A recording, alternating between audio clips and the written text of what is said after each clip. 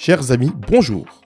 Bienvenue sur le podcast Petit sous, gros sous, qui parle d'éducation financière et d'investissement. Ici, tu retrouveras l'actu financière en live et replay, les témoignages des familles qui tentent de joindre les deux bouts, les histoires inspirantes sur la gestion de tes finances personnelles, les conseils pour fructifier ton argent, la légitimité pour parler argent.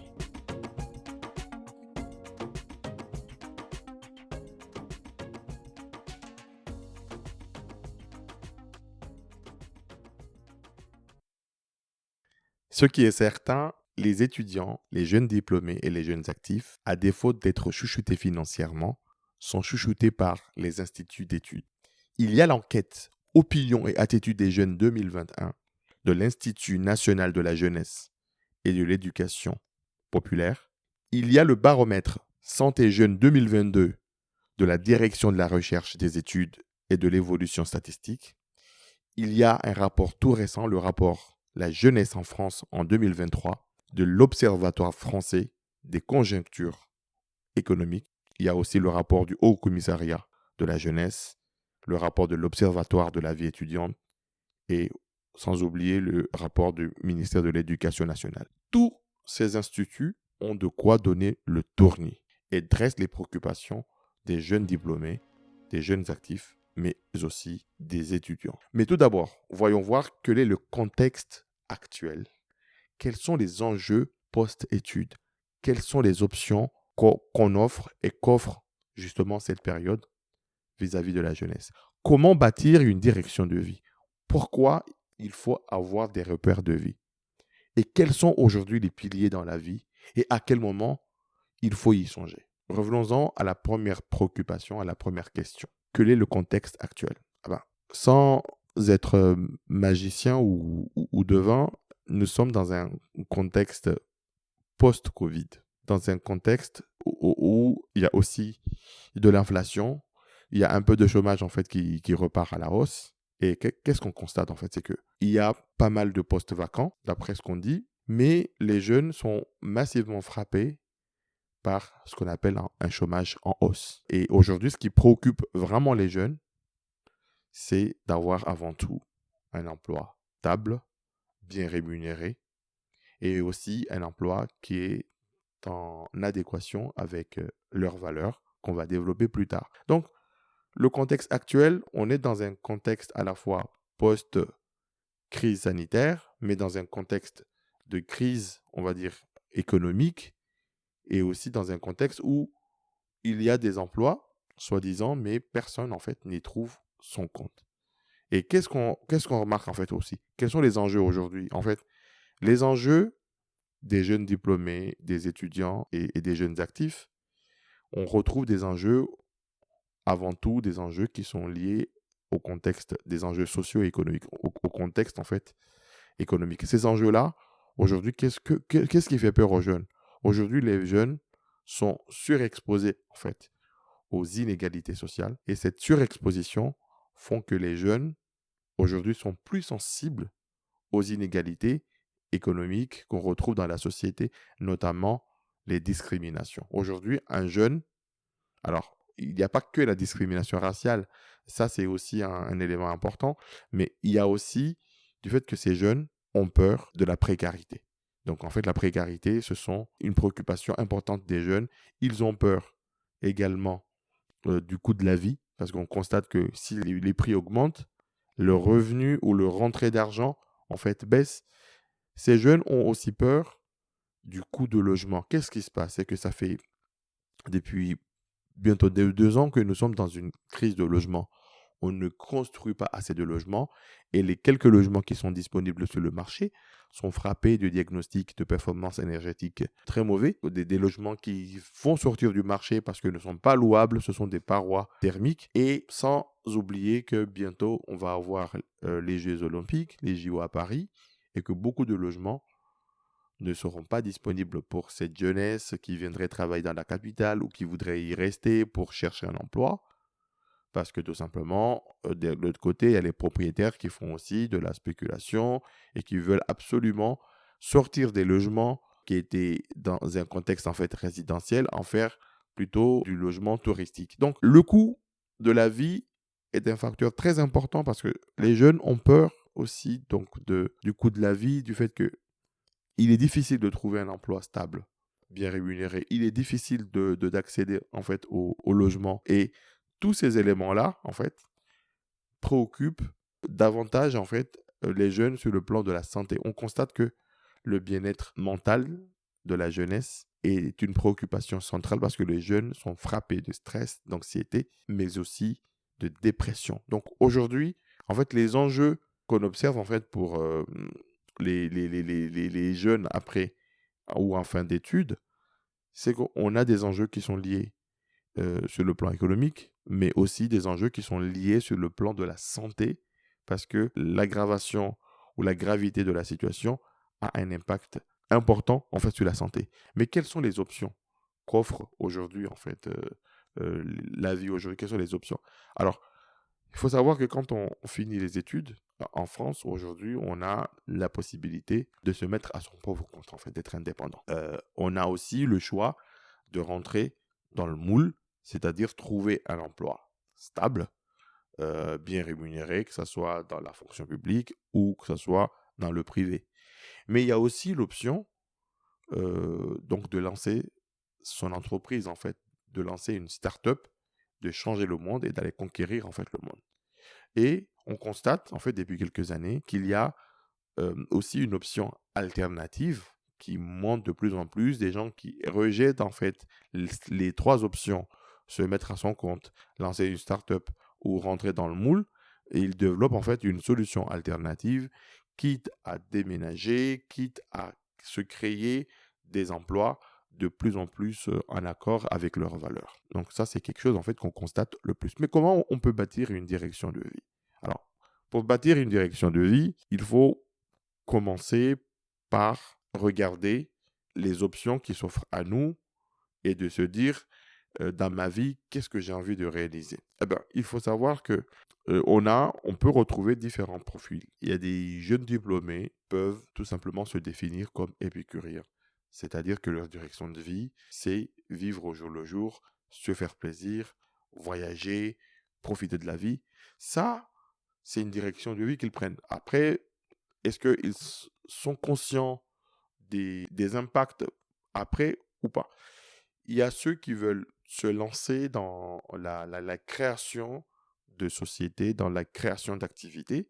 Ça aussi, c'est une forme de direction de vie. On peut se dire, bon voilà, j'ai envie de créer ma boîte, j'ai envie d'être à mon compte, d'être indépendant. Il y a ceux qui vont, par exemple, rechercher avant tout la sécurité financière parce qu'ils veulent trouver tout de suite en fait un emploi stable.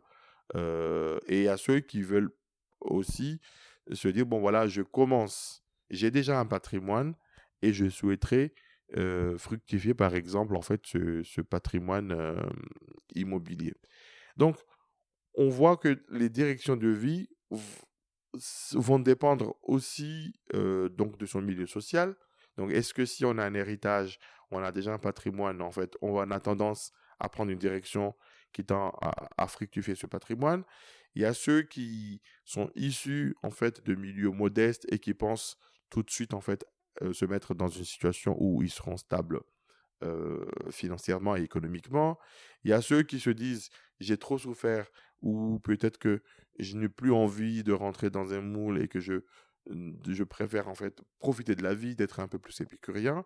Et puis il y a ceux qui se disent, bon voilà, moi je suis de nature aventurière, j'aime changer le monde, j'aime prendre des risques, donc je vais créer ma boîte. Donc ce sont des directions de vie en fait qui sont là et que ça mérite en fait pour chacun d'avoir un plan justement pour bâtir en fait un cap qui est très clair, qui est très clair. Donc, ce qui nous amène à la question, pourquoi il faut avoir des repères de vie? Alors, pour avoir des repères de vie, tout simplement, c'est que chacun se fixe des objectifs. Et quand on se fixe des objectifs, il faut avant tout définir un cap clair. Parce que un cap qui est clair va te structurer, va te donner des étapes, on va dire des mini-étapes et des étapes opérationnelles pour te permettre d'atteindre ce qu'on appelle ta direction de vie.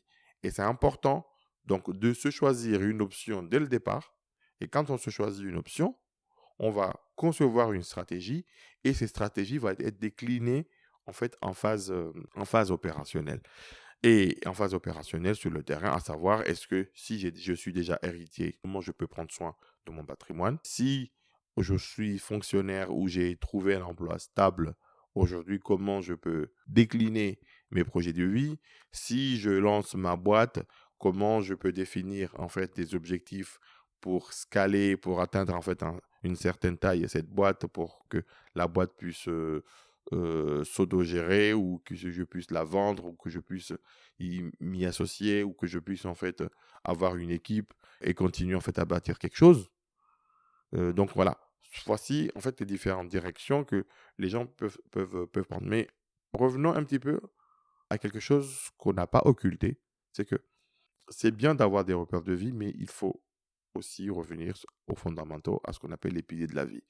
Eh ben, les piliers de la vie, il n'y en a pas beaucoup. Aujourd'hui, la famille, il y a des gens, par exemple, dans leur vie, leur pilier où ils vont se reposer avant tout sur la famille.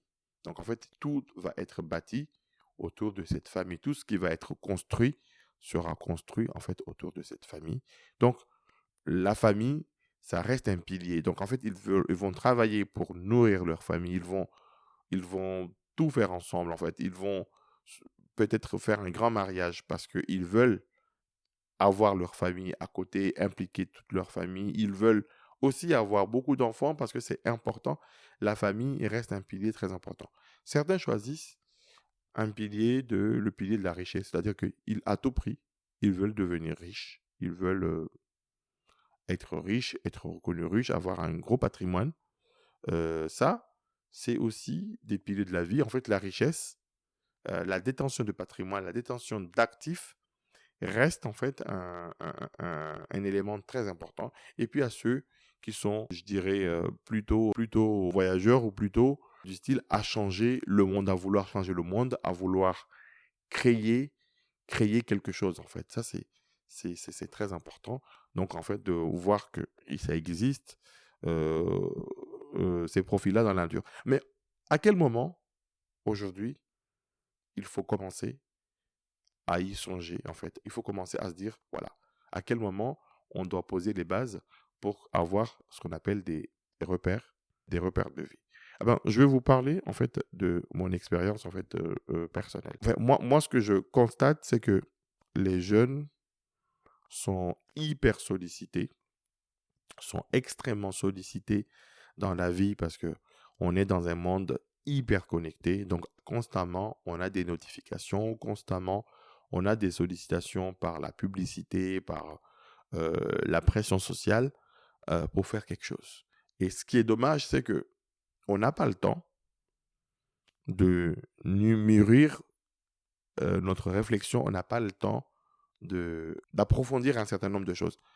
Pour parler de mon expérience professionnelle, moi, j'ai alterné, au moment où j'étais étudiant, j'ai alterné entre les études, les jobs étudiants, les stages, au point que j'avais en 5 ans pratiquement pas pris de vacances.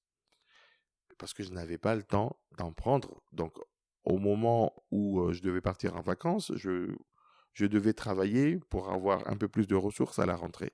C'était dû au fait aussi que j'ai des origines modestes, donc forcément, j'avais besoin des vacances pour travailler, j'avais pas besoin de faire une pause et que pendant l'année scolaire, je voulais absolument me concentrer pour être diplômé à la fin de mes études. Donc, qu'est-ce qui s'est passé? C'est que je suis rentré dans ce cycle infernal, études, job d'été, diplôme, au point que j'ai fini par trouver un travail avant même d'être diplômé. Et qu'est-ce qui s'est passé? C'est que j'ai fait des études, j'ai pris un stage, parce que dans le lot de stages que j'avais postulé, forcément, je n'ai pas eu tout ce que je voulais, donc j'ai pris le stage qui m'a été accepté. J'avais cumulé une expérience et tout de suite, je devais avoir un logement ou conserver un logement ou payer un loyer. Donc, j'ai dû prendre le premier poste, en fait, qui m'a été offert, avec le salaire qui m'a été offert à l'époque, mais je n'ai pas eu le temps vraiment de faire un bilan, de me poser la question et de me dire, ah tiens, est-ce que je suis en phase avec mes valeurs? Est-ce que je suis en phase avec moi-même? Et du coup, je suis rentré dans le secteur du digital marketing à travers dans la publicité en ligne. Alors, avec le recul, ce n'était pas forcément ce qui me correspondait, mais j'ai fait ce choix-là parce que j'avais peur à la fois de me retrouver dans la précarité, j'avais peur d'avoir un coût de vie très élevé, je devais assumer mon logement, mais aussi j'étais conscient que j'étais conscient aussi des discriminations que j'ai pu en être victime. Donc, j'ai manqué vraiment en fait du recul. Je n'ai pas pris le temps moi-même d'étudier en fait le terrain de l'emploi, d'étudier en fait les enjeux de la vie, d'avoir des repères vraiment de vie où je me dis là je commence en fait à avoir un cap en fait et un plan. Donc moi ce que je préconise aujourd'hui en fait pour tout jeune diplômé, pour tout jeune actif ou pour tout jeune on va dire pour des étudiants en fin d'études, ce qu'il faut aujourd'hui en fait faire, moi je préconise en fait trois choses. La première des choses, c'est qu'à un moment donné, il faut rompre avec cette vitesse. On n'est pas des bolides. Notre cerveau et notre corps n'est pas fait pour rentrer dans un monde de vitesse. Nous devons prendre le temps. Donc à chaque fois qu'on finit quelque chose, il faut qu'on puisse prendre le temps. Il faut aller à contre-courant. Aujourd'hui, un étudiant en fin d'études, il faut qu'il se donne minimum 3 mois. Ça peut être de 3 mois à 6 mois, mais minimum 3 mois juste pour se reposer, juste pour se poser. Ces 3 mois permettront de faire le vide dans sa tête, permettront de s'interroger et de voir vraiment quelle direction on veut prendre. Alors, peut-être que c'est plus facile pour ceux qui ont des parents à côté, qui peuvent aller rester chez papa-maman ou dans la famille, mais pour ceux qui ne le sont pas et qui écoutent ce podcast, il faut vraiment que vous dites, je vais prendre 3 mois de ma vie, je vais investir sur moi, ma personne, et pendant ces 3 mois, je vais me reposer, je vais lire. Ça, c'est très important. Je vais lire et je vais connaître toutes les options de vue. Vous allez lire des bouquins sur le nomadisme. Vous allez lire un bouquin sur la semaine de 4 heures de Stanley. Vous allez lire des bouquins comme Ma vie sur mon sac à dos. Enfin, tout ce que vous pouvez trouver à la fois en développement personnel. J'ai créé ma boîte, j'ai lancé ma boîte. J'ai lancé une ferme, je ne sais pas, écolo.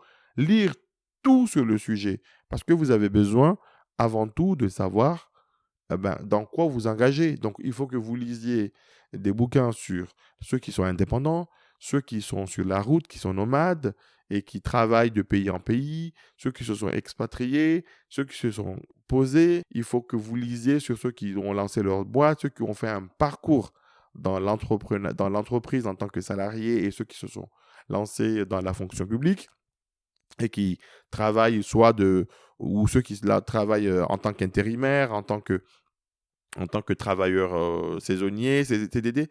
Il faut que vous lisiez pour vous faire une opinion et vous dire est-ce que ces vies-là cochent avec la mienne ou pas.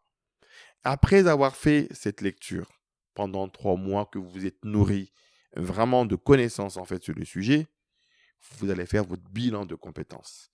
Et il y a des organismes pour ça, pour faire des bilans de compétences, pour se dire, voilà, quelles sont mes limites? Où est-ce que je veux y aller? Qu'est-ce que je veux faire? Ça, c'est quelque chose, en fait, moi, qui m'a manqué. Prendre le temps de lire, de me poser et de faire un bilan. Et puis, dans tous les cas, il faut que vous ayez un plan 18-27 ans. Il faut que vous ayez un plan 18-27 ans parce que ce plan-là, c'est les premiers jalons de la vie que vous allez poser. Et vous ne pourrez pas faire un plan si vous ne vous nourrissez pas d'une matière qui est très importante. En fait, c'est la connaissance et le peu d'expérience que vous aurez cumulé. Donc, quand vous allez bâtir un plan, vous allez tout simplement vous dire, bon voilà, moi, j'ai lu sur la vie en tant que créateur de start-up. J'ai lu sur travailleur indépendant nomade. J'ai lu sur le consultant indépendant, le micro ou l'auto-entrepreneur. J'ai tout lu sur la vie dans les boîtes, les grosses boîtes, les startups. J'ai tout lu sur les fonctionnaires. Quand vous aurez fait ce tour-là, ou moi-même, j'ai une expérience en tant que porteur de projet, en tant que créateur de quelque chose. Quand vous aurez tout lu, eh ben, il faut que vous ayez un plan. Et dans ce plan-là, vous allez revenir en fait au pilier en fait de la vie et vous dire voilà, est-ce que je suis plutôt famille? Est-ce que mon projet de vie, c'est d'amasser des patrimoines et des fortunes? Est-ce que je veux vraiment impacter le monde, changer le monde? Et dans toutes les options en fait que vous allez retenir, il faut savoir que vous allez vous établir dans un territoire. Donc il vous faut un logement. Et vous, en matière de logement, vous vous positionnez comment? Est-ce que vous voulez changer de logement tous les 4 matins, vivre dans un caravane? Est-ce que vous voulez euh, être propriétaire? Est-ce que vous voulez être locataire? Est-ce que vous voulez être en colocation? La question du logement, c'est une question qui est centrale, qui doit être tranchée. Une fois qu'on a tranché la question du logement, donc c'est une incidence sur l'activité qui va vous permettre de générer des revenus. Est-ce que je veux choisir une activité, on va dire, stable, où je suis salarié, où je me lance dans la création de ma propre boîte ou de ma start-up? Et donc là, je me positionne en tant que profil, en fait, qui aime le risque, qui aime le challenge, qui aime le goût du dépassement de soi? Ou est-ce que je me positionne sur un poste comme fonctionnaire, que ce soit un fonctionnaire de mairie, de département ou d'État, toutes ces options-là, ou tout simplement, je choisis dans ma vie de ne pas travailler, c'est-à-dire que je vais vivre soit des aides sociales. Donc, toutes ces questions, en fait, méritent de se les poser. Et une fois qu'on se pose ces questions-là, les seules réponses qui vont vous permettre d'identifier des repères de vie ou de dresser des repères de vie, c'est ce fameux plan que vous devez faire de 18 à 27 ans. Alors, il n'est pas réservé aux 18-27. Vous pouvez faire votre plan 27-34 ou 34-40. À tout moment de votre vie, il est possible de se poser et, par rapport à votre expérience, d'avoir des repères en fait dans la vie. Mais le maître mot, l'élément le plus important, c'est que vous ne soyez pas noyé dans le train-train quotidien. Il faut qu'à un moment donné dans notre vie, on puisse économiser, mettre un peu de côté pour pouvoir avoir une retraite, je dirais, spirituelle et physique avant la grande retraite avec R majuscule pour faire un bilan et se poser des questions. Et ce qui nous manque réellement, c'est cette aptitude en fait à nous retirer du monde, à pouvoir lire, réfléchir, poser vraiment les choses et les accepter aussi. En fait, on est constamment en train de jongler. Voilà, j'aime bien cette histoire d'hamster dans une roue. On est constamment dedans. Donc, on pédale, mais c'est pour pédaler plus tard, pour pédaler encore. Et c'est ça ce qui est dommage. Donc, on devrait, pour chacun qui écoute en fait cet épisode, s'il a des étudiants à côté, les sensibiliser sur cette retraite de 3 à 6 mois, cette période sabbatique où il est important de se poser parce que pour des plans de vie, pour des engagements d'une trentaine, d'une quarantaine d'années, voire une cinquantaine d'années, on ne peut pas décider ça à la va-vite, on ne peut pas avoir la pression que moi j'ai eue. En se disant, bon voilà, mes conditions ne me permettaient pas de le faire. Mais avec le recul, mais si j'y avais été aidé, j'aurais forcément fait d'autres choix qui ne sont pas les choix faits actuellement. Donc voilà. Donc je tenais en fait à partager cela avec la population qui arrive en fin d'études, tout en sachant que nous sommes au mois de fin mars et que bientôt c'est les examens ou c'est peut-être déjà le cas, mais il va y avoir les vacances d'été. Donc j'espère que cet épisode sera profitable et bénéfique à cette population et ça permettrait de se dire voilà, à la fin de mes examens, je vais prendre le temps donc de me reposer, lire, faire un bilan. Et puis, pendant ce temps-là, j'en profiterai pour faire un plan pour que si je reviens en septembre, octobre, au moins, j'aurai posé vraiment et j'aurai fait mes choix de vie, j'aurai mes repères de vie. Voilà. Merci et n'hésitez pas vous de votre côté, pour raconter soit en commentaire ou sur les réseaux sociaux de Petits Sous et Gros Sous, comment ça s'est fait la transition entre les études et l'entrée dans la vie active. Merci et à très bientôt.